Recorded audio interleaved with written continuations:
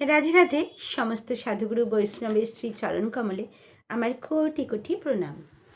কৃষ্ণ ভক্তদের ক্ষেত্রে অবশ্যই পালনীয় এবং 4টি আশ্রমের মানুষদের ক্ষেত্রেও কিন্তু এগুলি অবশ্যই পালনীয়। ব্রাহ্মণ, ক্ষত্রিয়, বৈশ্য এবং শূদ্র কি কি পালন করতে হবে, মানে কোন কোন দিন কি কি খাওয়া দাওয়া বর্জন করতে হবে, আর খেলে কি কি ক্ষতি হবে, আসুন জেনে নিই।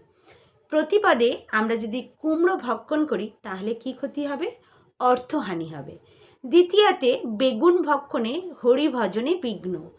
তৃতীয়াতে পটল ভক্ষণে শত্রু বৃদ্ধি হবে। চতুর্থীতে মূলা ভক্ষণে ধর্মহানি হবে। পঞ্চমীতে বেল ভক্ষণে কলঙ্ক হবে। ষষ্ঠীতে নিমপাতা ভক্ষণে পক্ষীজনী প্রাপ্ত হবে। সপ্তমীতে তাল ভক্ষণে শরীরে বিনাশ হবে। অষ্টমীতে নারিকেল ভক্ষণে মূর্খতা প্রাপ্ত হয়। নবমীতে লাউ ভক্ষণে গোমাংস তুল্য। দশমীতে কলমি শাক ভক্ষণে গোহত্যা পাপ লাগে।